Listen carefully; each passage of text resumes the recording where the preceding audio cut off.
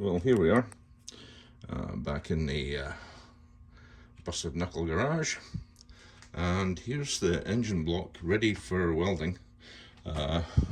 Just need to fillet these, chamfer the edges so they're open to weld, but I also want to completely degrease and clean this whole frame before I start welding, because I was doing some test welds, and the spool welder, the spool gun is going to do the job, but I'm kind of worried about the quality of the weld. So I don't want any porosity in it, so I just want to make sure everything's really clean and degreased. Everything's bolted together here. It looks pretty good. I think everything should be concentric. I've got to strip these down, and but there's no rush on it. I've got a few things to figure out as well in putting this stuff together. I'm going to have to take the two of them completely apart. I think that's strip them right down to the bare webs, and that should do the job. I dismantled all the carbs. There was one that was really gummed up, really messy. In fact, this is the crud that was in it. I think that's going to clean up. I cleaned the carb, spun it on the lathe, took some fine wire wool to it, and it came out okay. Blew through all the holes, all the white gunk came out.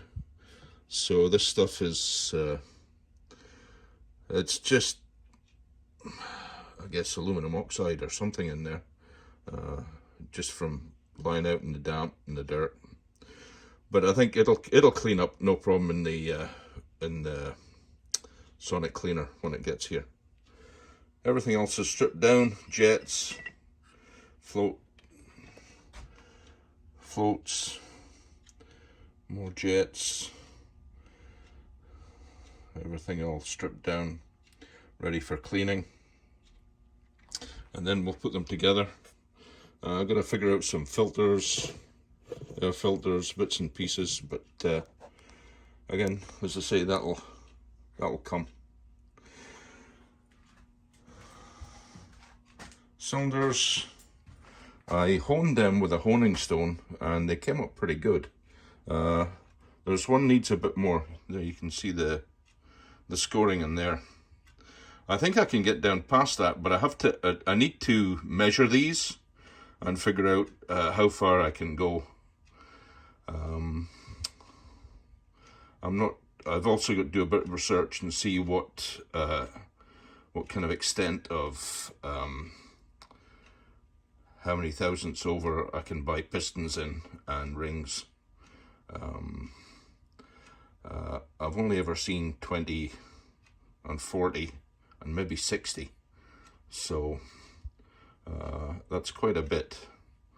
But this one might have to go out and just get a new sleeve. Might be easier just to do that. A few test welds on here just to see how my welding was. This is towards the end of the practices. Looked a bit better. It's a mixed bag when you're working with a spool gun. Certainly it does the job, but a lot of it's going to be about prep, some really top quality prep, and I'm just going to have to be patient and take my time. A lot of finishing, I think, in the end of it too as well. A lot of grinding down welds and stuff to finish off what's going to be the actual end product, because I want it to look as if it's all one casting. There's some of the other bits and pieces just welding away.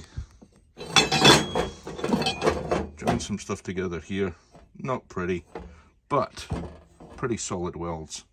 I've got to figure a bit more out about this spool gun. There's the Lincoln spool gun and the Lincoln MiG 180.